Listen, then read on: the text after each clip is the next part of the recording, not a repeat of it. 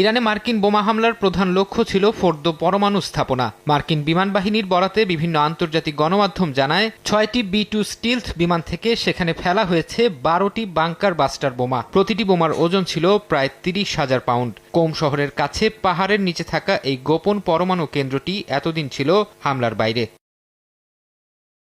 একই সময় সাবমেরিন থেকে ছোড়া হয় ৩০টি টমাহক ক্রুজ মিসাইল। লক্ষ্য ছিল ইরানের নাতানজ ও ইস্পাহান পারমাণবিক স্থাপনা, যেগুলো দেশটির অন্যতম প্রধান ইউরেনিয়াম সমৃদ্ধকরণ কেন্দ্র। এই দুটি স্থাপনার বাইরের একটি অংশেও দুটি বাংকার বাস্টার বোমা ফেলা হয়েছে বলে জানিয়েছে মার্কিন প্রতিরক্ষা বিভাগ। যুক্তরাষ্ট্রের বিমান বাহিনীর দাবি, এসব হামলার লক্ষ্য ছিল ভালোভাবে সুরক্ষিত পরমাণু অস্ত্রাগার ধ্বংস করা। মার্কিন প্রেসিডেন্ট ডোনাল্ড ট্রাম্প পরে নিজেই হামলার খবর নিশ্চিত করেন। সামাজিক যোগাযোগ মাধ্যমে লেখেন, সব বিমান নিরাপদে ফিরে গেছে। যদিও আগেই ইরান হুঁশিয়ার করেছিল, যুক্তরাষ্ট্র সরাসরি সংঘাতে জড়ালে তাদের অপূরণীয় পরিণতি হবে।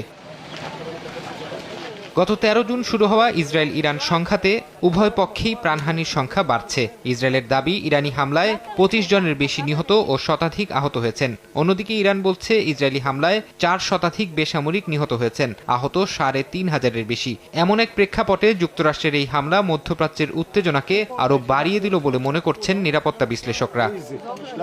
ফরহাদ চৌধুরী, সময় সংবাদ।